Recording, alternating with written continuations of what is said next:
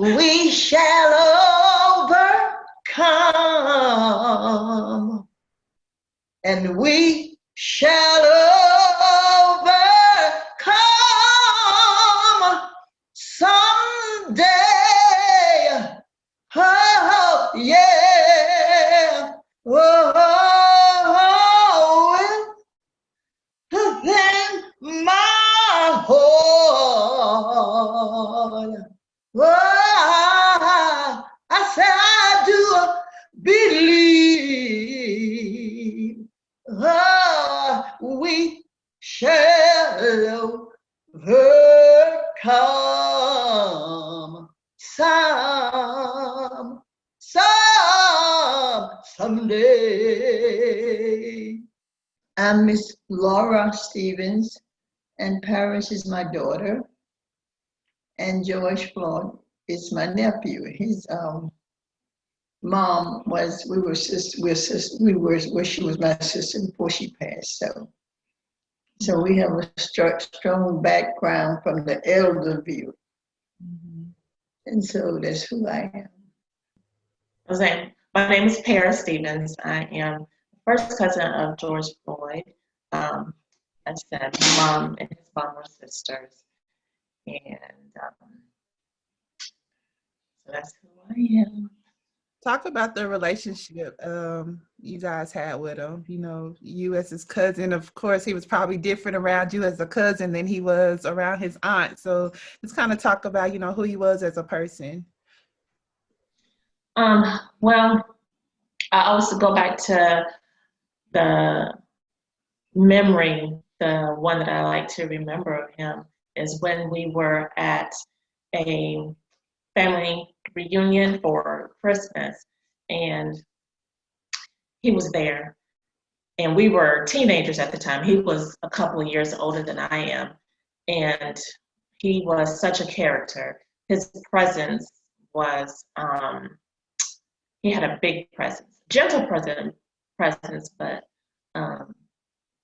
very gentle, and we just had such a good time. We laughed and talked throughout the night, and it was me and my other cousin, Sean. He also liked basketball, so that's what we talked a lot about, is our dreams and what we wanted to do in life. And I knew the WNBA wouldn't come into fruition for me. Little did I know it did, but I was a huge supporter of, you know, both of them, and they were like, oh, we're gonna make it into the league, and we're gonna do all these great things, and rap as well. So he was musically inclined, as both of our families are on his dad's side and on my aunt, well, my side of the family. And so he actually did become a rapper, well known in Houston in his, you know, teenage to in his 20s. And so we were extremely, you know, proud. He did play sports. He was All-American in many different sports, basketball and football, and later on into weightlifting as well. So he was a well-rounded person, and he loved the people. He loved the community, and his community loved him. And my part about remembering him was like, it would always be two occasions, was sad occasions at funerals from the older generation. And one of the moments I mentioned is like my daughter said at Thanksgiving. And when I saw him, I said, my God, I said, you should be an NBA star. Look how tall you are. He said, yes, ma'am. He have always had that human demeanor. Yes, ma'am, and no, ma'am. But he said, but I'm on my way to college. That's a start. And I said, remember one thing, pursue your way.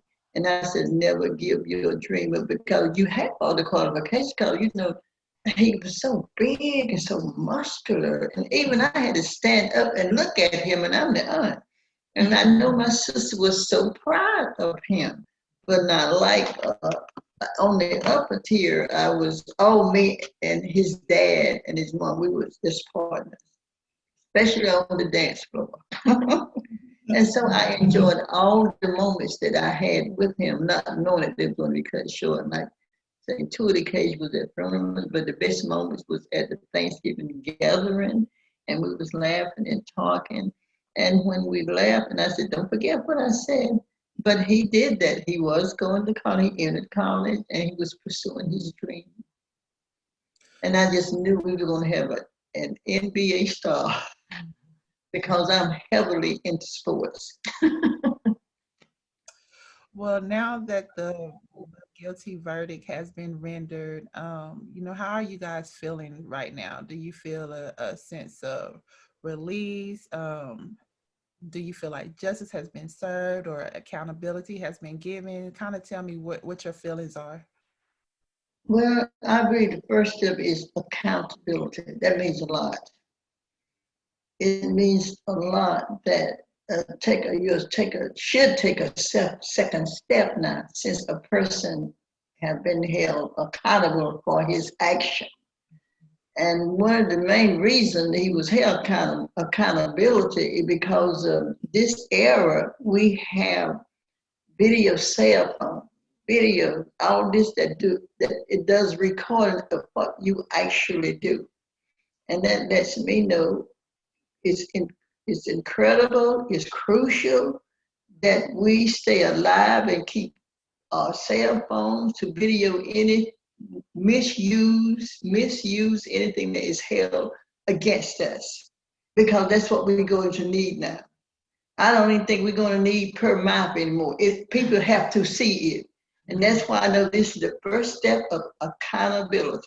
And the justice, it'll prevail, but we just have to keep on seeking the forms. And for an example, the one that's voting and promoting the justice reforms, which I strongly do, but we need to change that behavior. Because some of the people, not all of them, they're sitting, making the rules and voting, they need to be stripped. One main reason is because Chauvin, he was on the force for 18 years. He was a leader, trainer. Why was he there? His behavior had not changed. The leadership, that's what I'm talking about. Justice will prevail, but some of these people that's helping to perfect this justice, they don't need to be up there because their behavior has not changed. Until we change some of these behaviors, that's when we'll really get some good justification. Piggybacking off of that, Minnesota has not convicted a police officer ever. So that part is justice. So this will set a precedent and let the officers know, put the officers on notice that if you do any sort of criminal activity that's unjust, that's racial, then you can be held accountable. It's no longer that the police union is going to be able to give you a pass. So I do feel that there has been some justice, but the next step is going to be the sentencing, and he'll be held accountable for his actions. So even in watching the testimonies to see like the police chief basically say, you know, what happened was wrong. And watching those testimonies kind of describe like the feelings you were going through, you know, because I know each account made you have to relive that day. So just kind of, you know, talk about, you know, your feelings during the testimonial part of the trial. It was heart-wrenching to see and to hear the views and the perspectives of each of the witnesses. I can't imagine what they were going through in those moments. To be put in a situation where you are seeing a modern day lynching right in front of your eyes. And for Daniela to be brave and to record that whole incident, that killing, is brave. It's remarkable how she could withstand holding that camera for over 9 minutes and 29 seconds. And the witness that really touched me was the 9-year-old girl. And, they're all going to have to live with this visual of this lynching for the rest of their lives. We saw it on TV, and that was hard enough.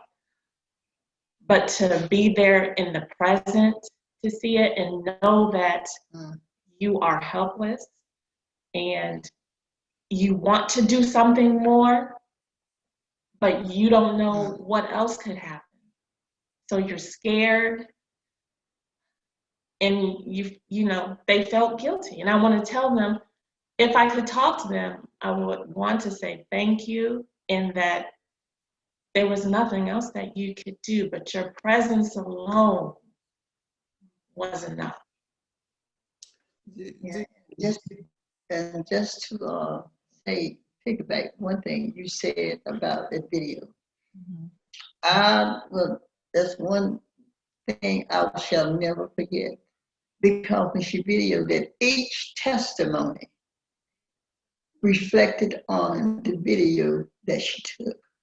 All of the witnesses, they were so powerful, because when they were talking, we saw it. It's not like they're talking and we couldn't see. Each one that spoke, we saw what they were saying. Even the older man with the glasses, I remember him. He's one of my favorites. And he was saying about my mother is gone. And as the rollerback force said with the cup food, he was telling George to get in the car. You're not going to win. Get in the car. You're not going to win. To me, that was beautiful. It was so fixed, like they were sort of like walking around, like, to me, and just watching it go on. Get in the car. You're not going to win. They were prone to just premeditate of what's going on. And that's why it's conditioned. And I thank God for the witnesses and the power of the witness. Each one had told a different version. We zeroed in on what was happening. And I thank God for that. I thank God for that video was number one. And each one of those testimonies touched me, because the whole world, we watched the trial, we watched the execution, and we did the verdict. And that was very powerful to me, those witnesses. Where do you think we would be standing had there not been a video? We wouldn't even be talking about this right now. We wouldn't have never had a trial. We wouldn't have never known what truly happened. And that's the case for many of the murders. There's so many murders that have not been captured on video. And as proof, it would not have gotten this far if 3 policemen stood there and watched him commit the act and didn't do anything. And they're on the video. My God, if they didn't have a video, it would have been triple worse. And that's the whole basic of a video and committing this act. It wouldn't have gotten this far. Never. Were you all aware of the original report that came out before the video that was pretty vague in the description of what happened? Did you all see that? And then once the video came out, it kind of revealed the truth compared to what the police department had put out. And, the Minnesota Police Department has been known to kind of cover up what truly happens. And it happens in a lot of police departments because they want to take care of their own. But in actuality, they're supposed to be taking care of us, right? They're supposed to be taking care of the people. And we see that it just doesn't happen. And when the true evidence came out, the video, it was another aha moment, you know. Of course, what they said was not true. It was little bits and pieces, you know. So I was extremely relieved that Daniela had this video, and it clearly showed what exactly happened. We didn't even need witnesses or a prosecution to see that this was a lynching. It is what it is. And he was so, it was, when they first told it, I didn't even really, I said something happened. You know me, I'm a short talker. I express myself, something happened. It's more than this. Because when you had ever met him, he was a jolly guy. He was so respectable. That's why I knew something happened. I thought maybe, you know, had he changed? Did he retaliate? What did he do? So when my sister called me and told me to sit down, something has happened, and she just turned the TV on. So when I turned the TV on, I said, this is totally different. I was screaming, "Get stop. You should have heard me." Like the whole neighborhood should have heard me saying, "Get up, stop." And then my grandmother thought I was watching a movie. Chanel, you should stop watching movies. And I said, this is real. This is real. I was just screaming to the top of my voice. And I said, how could they do that to him? I said, he didn't do anything. And that's why I said, you see, I thank God. I go back to Daniel. Thank God that they didn't cover this up. They didn't. Because look at the, like, I don't want to get focused off the shooting now, but look at that. They have videos too, but this is the main ingredients, just like making a cake. He did everything right, everything. But when it first came out, you would have thought that he would have done everything wrong, but he did everything. I never seen a person so, he laid down his life. Remind me of Jesus when he was nailed and hung on the cross. And if you couldn't, you know, you could be blind, you could see that. But that was, I haven't ever witnessed anything like that in my life. And it took a toll on me. And I know I'm a strong person. And for the family, I mean, you all never stopped fighting from day one. Oh. Kind of walk me through your journey, because I know you hit a lot of obstacles. I mean, even from the autopsy not coming out in your favor. Just kind of talk about the journey and, you know, what you all faced. There were a lot of obstacles.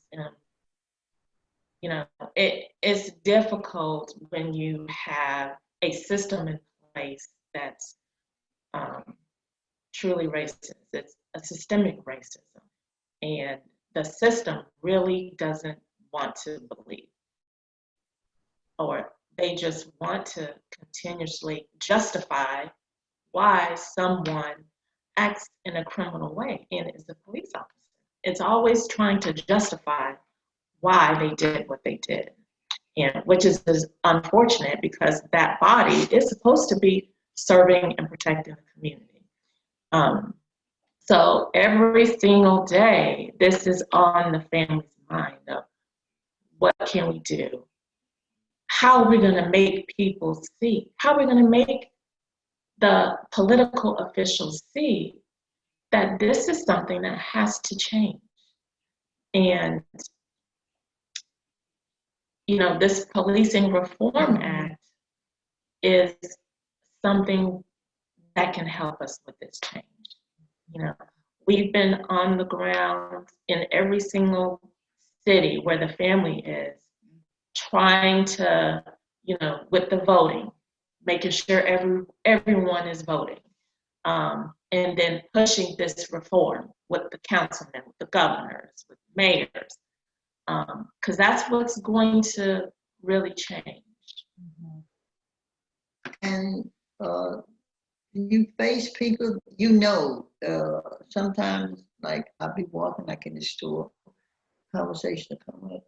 Some would walk away, and some, they just don't care. Some people, it's instilled within them. And that's one of the biggest problems I have, but the inner spirit, you're not going to change that. Only one supreme being can change that. While we're living here on this earth, we're going to go through that because we saw the truth. But some people reject that. And that's the hardest part for me, when I know there is a rejection. But I just walk on by faith. Because we're going to get rejection in society. And I'm hoping and praying that a change is coming. Because it was a big change when, Chauvin was put behind bars. That was a big change. And I'm hoping and praying that we continue to get through it, because we're going to run into a lot of disappointments down here, especially with people so cold-hearted. That's one of the main things that hurt me, that I know the truth. You can't do anything about it, but pray and go on. And justice, we're going to get justice, because we got it anyway when he was convicted. And I thank God for Keith Ellison, because they tried. They wanted it so bad, and we wanted it. We really wanted it. And I know the feeling. Hooray for like George Floyd, and there's a lot of people that we have to face is against it. And that's the most hurting thing to me. It is heartbreaking. It is truly sad when social media can make or break your spirit sometimes. There's some people that are very judgmental, and they don't really know the whole situation. There's no one that's perfect in life. Everyone has a past and has made some decisions that were not the best decision. But dealing with that as an obstacle, it's just so difficult to see the comments from people that don't even know you, don't even know your family, and just degrading and demeaning and just dehumanizing. To have that much hatred for someone just based on the color of their skin. But I say, as long as you have a heartbeat, you can change. We, like me, I forgive him, but his ways, no, but I forgive him. And his family, and Chauvin's family, like some of those people, my heart goes out for them. It really does. But, it is what it is. And I still say, I forgive him.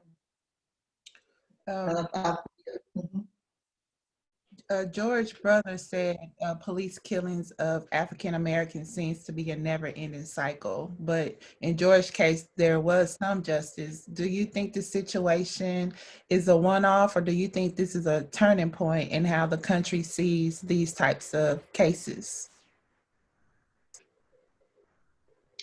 I think it can be a turning point.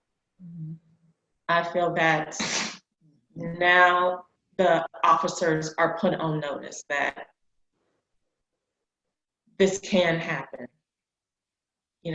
Families are going to seek justice. And my career will no longer be. I will be put in jail or prosecuted if I commit these awful crimes. So that's why this Policing and Reform Act is so important. It will help identify situations where police officers are, committing crimes and treating people unjustly. So I think it is a step in the right direction. It does set a precedent. Yes, it does. You will be held accountable because we have videos and everything out here to prove that how your reaction is. And then you could be reacting terrible or running, or you could be lying still, just like it was. You have to be held accountable. And your crimes will they'll find you out if you keep going long enough. They will. They'll find you out once we get the reaction forms. And it's like I still say, it goes back to the behavior. You can sit there, within the system. And if your behavior not change, these people know your behavior. You have write-ups, you have this, you have that. You can't not serve because this is a very dangerous, tedious job. And now I've noticed, when I walk out, I don't see that many, but they seem to be more like withdrawn or very protected. The police are, like sometimes they will speak, they are trying, but the damage has been done. This is a step in the right direction. It is. Regardless of what's going on afterwards now, it's a step in the right direction, and people are speaking them. They are demanding accountability now. We watch these videos, and why do you think the approach is so different? I mean, you watch a suspect who is white being handled with such care, but then you see videos where blacks are running away, getting shot in the back. I mean, do you think it's a double standard when it comes to policing, and why? Why so? I think it's just been instilled in them. Our skin color, it's weaponized. And it's been like that from well over 400 years ago. Even back then, there was definitely no accountability. We can be killed and hung from a tree and nothing happens at all. So there is a double standard. As soon as they come into contact with us, there is an aggression. They don't treat the white race the same way. If you are of color, you are treated differently, just on the approach. And that's something, it just has to change. We're getting stopped for simple traffic incidents that require just a ticket. How does it lead to someone being killed just over, a traffic, an air freshener, or a license plate that's expired, or we're just walking down the street and it's 8, 9 o'clock at night? Does that justify being stopped and racially profiled and then being killed? All we need is just a ticket and we can just move on. But we're treated so differently. And I think that this all is it should change. This verdict, guilty verdict, shows, it vindicated what we've been saying. I think one of the reasons why we have been conditioned for the other race to be, protected of us. It started a long time ago. The black, if you're a race of color, you're on the bottom. The white is on top. It has been conditioned that way. Here come a black person. It's conditioned. They feel that way. When the white man shoot 8 people, and they walk out arm in arm, handcuffed, not running, not jerking, they put him in a paramedic. They're conditioned. Whereas versus a black, you put him on, they would never walk with him like that. They would slam him in the car and rough. If you treat them rough. We have always been conditioned that we are not as good, and they have the upper hand. That's why they get away with a lot. They're gonna always, but it's gonna slow down. I've noticed all the crime that the whites have committed. The police walk hand in hand. They can go out for breakfast. I never heard such a thing. It just got to stop. It's conditioned. I spoke. Unless you go ahead on.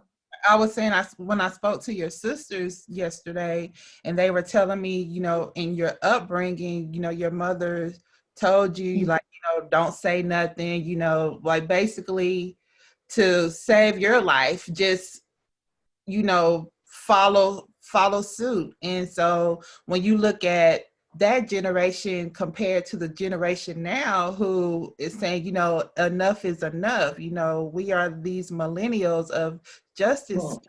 Do you feel like that's the change that's sweeping this nation? It's part of it. It's definitely part of it, because enough is enough. I mean, we've done it both ways, where we're walking peacefully, trying to conform just to stay alive. But you see the instances now with Perry. He conformed. He was handcuffed.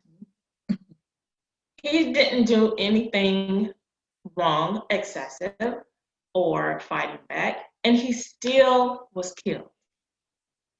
So the millennials in particular, they're a different type of person. So their protest is going to be different from what was done, back in the past. Right. So that is a change. And we all protest differently. I tend to protest more peacefully. I don't want anyone to get hurt. But they have a voice, and everyone should use their voice in their way. Some people are not as militant, but you can protest in your own way and be a part of the movement. Yes, and I can recall my sisters are right, and especially me being from the older tier. See, we were taught strongly. We were conditioned what to do and what not to do. Even my brother, my mother told my brother, don't smile.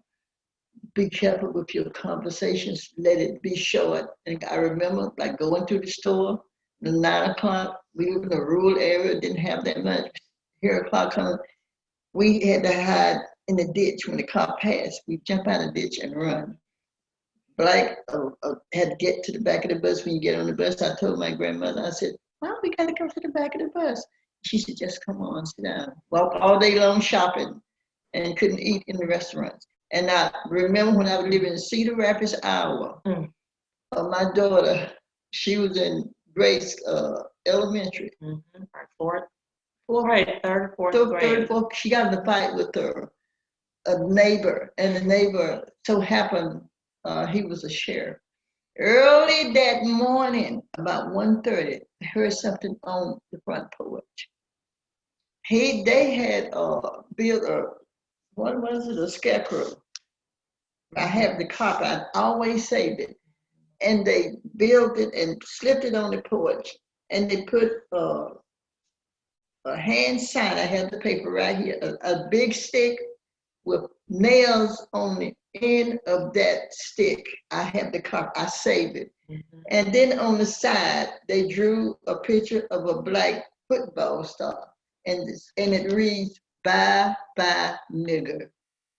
And that is when I was in Cedar Rapids, Iowa, and she was. I was probably like 8, 9, 10 years old. It's been, but what my message is now, they did hidden things then. They did hidden things, but now everything's so available. They wouldn't dare do this now, and that's why they are conditioned, and it's hard for them because we is lifting the cop, educated, and we can't say jobs are full now. We're not hiring. So we have pushed that barrier, and we're not going to allow that. These people just coming now, they're not going to allow that. They'll stand there and get shot. They will. And that's what's wrong now. But they are conditioned, the white people you know, I shouldn't come out and say it, but they have always gotten the privilege. How we're conditioned, and they are conditioned. Okay, you're better. They're taught that. So how do we But break that chain? How do we change people's mindsets and get them out of that mind frame of thinking? And what do you believe that the answer is? I believe that as long as you have a heartbeat, you can change. So it starts with the people. It starts with you and me. You're a journalist. You speak your truth, right? And everybody will have to hold each other accountable.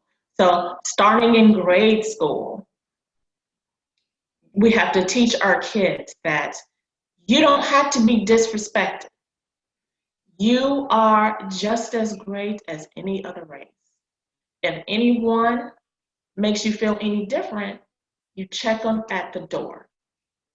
So it starts in grade school and goes through middle school to high school through college. If we are holding each other accountable, then and there, these police officers that are coming up in these communities along with us, they will know that this behavior it's not right. And I've been checked before for acting in a certain way. So it starts with the people in every single setting, in hospitals, in corporate settings, in housing settings. We have to let people know that we're not going to stand for injustice. You have to, tell people head on that it is not okay. We're not going to hide in the back anymore and stay silent. It's a lot of white people, I have a lot of white friends that will ask me, what do I need to do? So I tell them, when we're one-on-one, we're okay. But when we get in a crowd or you're in an uncomfortable situation, that is when you need to stand up. That's when you need to speak up and say, that wasn't right what you did, and you need to apologize. Those actions are racist. So, people have to come together, and that is community. yes, right. And then we need training. Listen to one another. Listen to your kids. Listen. Anyone that have an ear, listen. Sometimes it's good to listen to a person, and just like to hire, like the policemen, they need training. They need to just feel it. You go through training, because a lot of them is conditioned police officers, the hierarchy, they're conditioned that we be in the back, hold us back. They think, I'm speaking from experience, I don't think you're good enough. Walk with them, train them, let them know the behavior, it goes back to the behavior, you have to change. And I don't care who you are, black, blue, green, white, if your behavior is wrong, you need to be held accountable. And that's what's wrong with these. They let the people get by, they shoot 8 people. Do a march. One man walking in with the rifle, he killed 2 people, and he walking still with the rifle. Do something about this person walking around just shot 2 people, white, blue, green, or black. This needs to change, this behavior. Just don't go around and just shoot us because of the color of our skin. And it's gonna come, a lot of lives gonna be lost because that barrier is changing now. It's changing. And I'm gonna fight for my nephew, not for him, for all of them, for what's right. And so like the George Floyd Justice and Policing Act is being in Washington. Can you speak to what that law would mean to you personally and for the country? I was going to say this Policing Act, it is monumental. It can change the way policing is done in the country. From initially the racial profiling, so many crimes and so many deaths would not occur if you just didn't racial profile. The officers could go home and be safe, and we could be alive. You know, let's face it, that we are the only race where we have to condition our kids on what to do and what to say to a police officer to come home alive. In the qualified immunity, no longer will officers have this immunity to where you will not be prosecuted or held accountable. You being able to go to a different county and work, and you have all of these allegations and complaints. You will have to be registered now. So this policing act, it means a lot. The House has passed it, but now that's where the people come in. We have to push that envelope to pass it in the Senate. And you know, it's very important because we have some protection now. Because you just can't, you know, just because a person have a sickness, or maybe he is, you know, but he did have a little sickness with his heart. And you're going to me, it's going to make them think twice now if they pass this act, chokehold, and different vertical parts that you can do to a person. But you know, it's just crazy. And they should think twice, because this act is going to pass, and the policemen, they're going to be held accountable.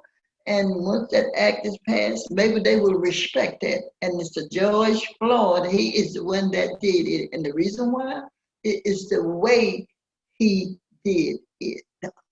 Ghana, I watched the news in every country. I never thought I would see this. The whole world is behind what happened. And when they pass this, look out, because something is a change going to come. It is. This is the first step. George Floyd, his daughter said, change the world. Yes. And that is what I love about it. He did change the world. It's how he gave his life. He called this policing act. He caused a lot of things to happen. Even the white people, they're going to think twice now, because what he did, no other person succumbed that. So when they pass that, that's a great thing that has ever happened in the United States of America. Yes. And of course, you know, that's just one of the many steps to end systemic racism and oppression. What are other things that can be done, or, you know, what are the next steps towards justice and, you know, liberty and justice for all people? Well, I think, like you said, this is a good step. But racism is systemic.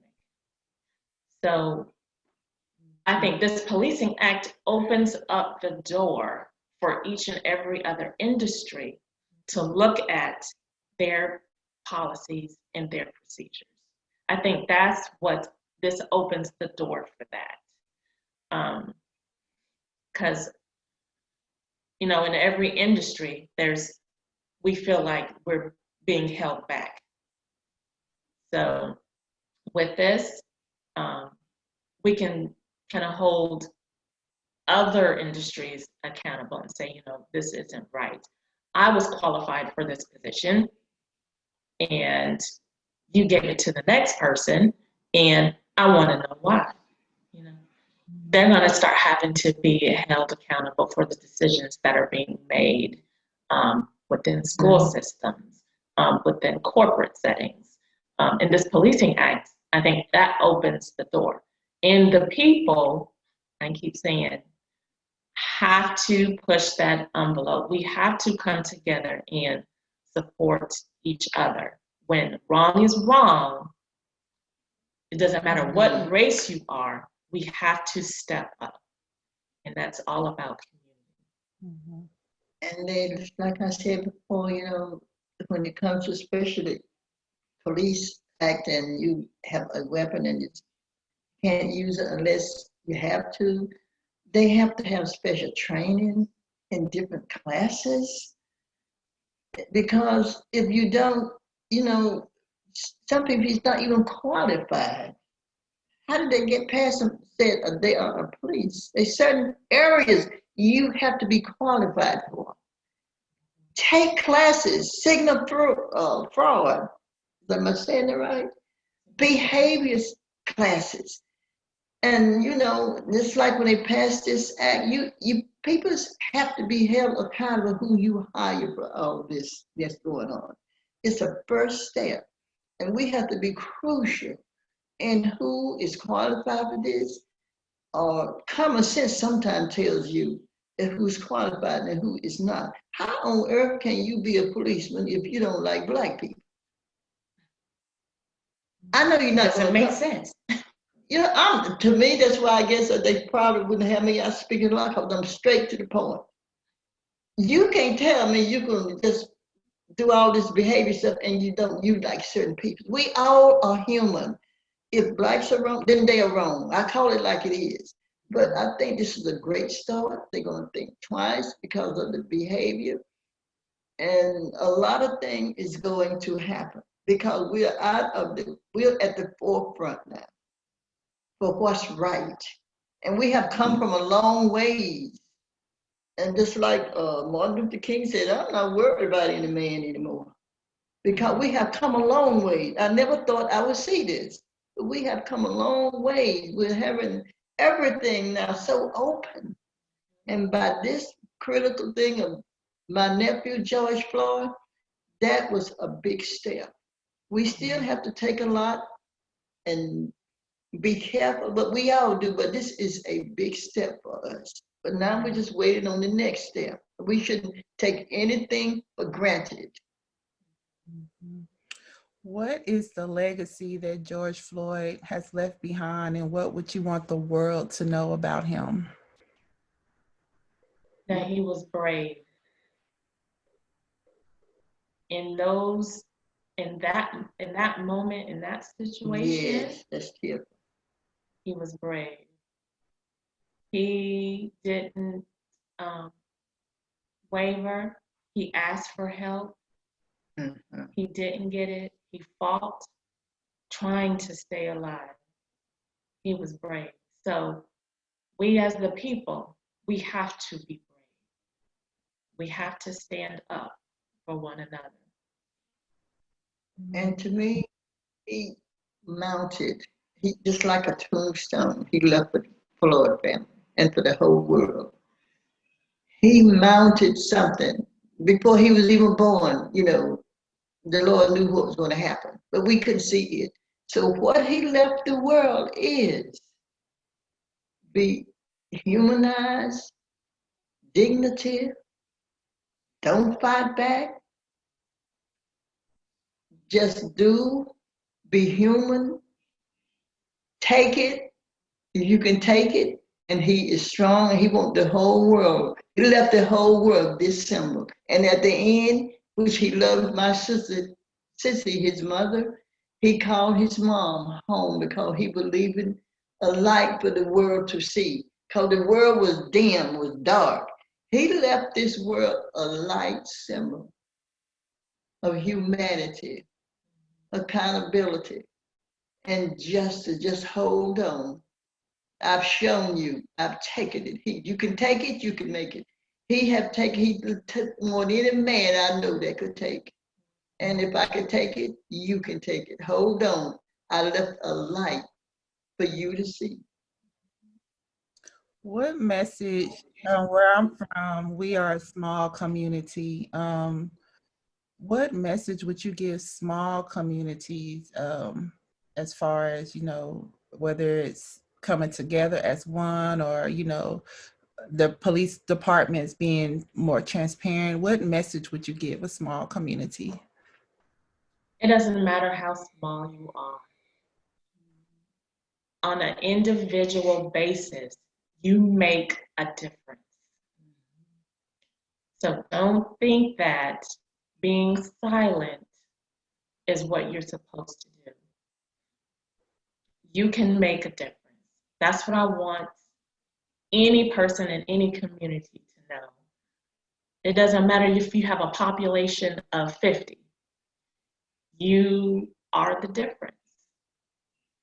In the police departments, yes, they need to be transparent. And if you see that it's not happening, you can go to them. You can go to your councilman.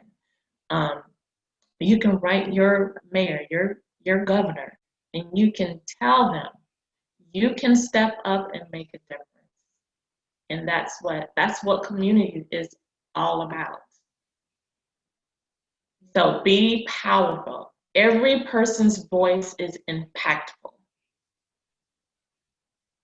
Yeah, and be in unity. Don't be divided. It doesn't matter what you have or don't have. The community should be in unity together. Whether it's copper or color or what color doesn't matter. Be in unity. Communicate. Feel that you can talk to someone and watch out for each other. Someone may have a problem, maybe a mental disorder. Look out for each other. Let someone know who's in your community. If you see a person come out at night talking some kind of language or talk, let them know that the person have some kind of disorder. Let even the police in that community, let them know. Talk to each other, unite together, and then make it as a whole community, regardless of what you have and what you don't have. If you need something, let someone know what you need, and get professional help, and try to stick together. And then, just like certain communities, if you know what's happening at night, watch out for each other. You see something strange going on or whatever, look out for each other, protect each other. And that's the way we will grow, communicate and talk. Don't always call the police whenever something happens. Always talk to each other, because it'll get out of hand, because some of those, they're not trained to handle confrontations. That's the whole thing. Talk to each other. Talk to them more. Let them know who is who. Let them know what's what. Did you hear a car driving through the neighborhood late at night? Let them know he's getting off work. Or what's what? Don't call and say somebody's driving through. Be alert. Have a leader in your community. Talk. Unite together. So what's next for the Floyd family? I know you all are currently waiting for the other 3 officers and their verdicts. But what else is next for the Floyd family as you continue to, move forward? So we're always going to continue to be on this journey from now on. We're going to be in support of one another. We're supporting the Dante Wright family. Any act that has been unjust, we will be supporting the families. We still have a process to go, as you said, with the sentencing for Chauvin, and then the other 3 officers, their trial will be in August. So we're always going to be fighting for the right, always. And so we're going to be working on the policy reform and making sure that we, let the senators know that this has to pass. That is the next step. But for the future, we're still going to be doing the same thing. This won't happen overnight. The race isn't won over one day. I mean, this has been going on for 400 years, but our feet are going to be on the pavement a lot harder now. but we've been thrust into this advocacy role for the people. I'm a nurse by trade, which I care for people, but now I'm moving into a different direction as well with that. So we're always going to be for the people in fighting for what's right. And for the Floyd family, we must continue on to do what's right and just speak out and let the peoples know that what we are doing, we're fighting for them too, for the whole world, because that's what George Floyd would have wanted. We know how it happened, what happened, but we're going to continue on the fight, especially for the one that's going through it now. And we're going to try to fight, just press on and let them know that thing is going to change. It's going to change, and they can just go, because we're going through it. They can do it. Be strong. You can take it, you can make it, because it's happening now. It is. Things has come a long ways, even from where I've come from. I can see it. It's come a long ways. And we Floyd family, we're just praying and hoping, and I feel so bad for it. The whole family, his sisters, and the relatives. I feel so bad for them, because we used to play and sing, and and a lot of that joy is not there because of what has happened. And I just tell them to go on. I said, it'll get better. Go on, it'll get better. Because what has happened, you cannot change. But look at what he wants us. He left a light for us. We're going to continue to Press on. leave a legacy. We want his legacy. name and what he stood for to continue to show. As Bob said, his light will continue to show. And through, we have our George Floyd Global Memorial in Minneapolis. And that is what we are all about, is for the community, and bringing economic prosperity to the community and letting them know that you're not alone. They have been keeping that area sacred since day one after this has happened. So we want to continue this and have this as like a cultural arts community that helps one another. This is a global movement. And we want people to know that we're here. We're here in Minneapolis to help you, to be a community, to provide food, to provide protection, to provide clothes, to help provide education, a means. We're there for you. Well, I appreciate you both for your time and just sharing your story and allowing me to share your voice with my audience. Any closing remarks or anything you would like to leave us with? Yes, my signature statement: keep walking the walk. Stay on the pavement.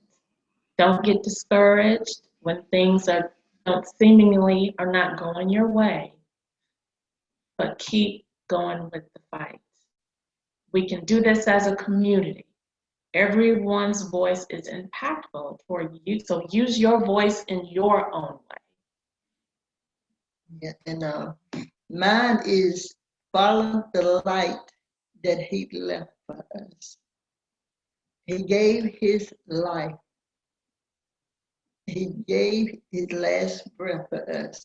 And when he called mama, we live in, mothers are living, fathers are living, but he went home to his mother. He left that life for us. I'm leaving y'all. And just like I remember, when I heard you sung that song about, we shall overcome. We're going to overcome one day. Just keep that. We're going to overcome.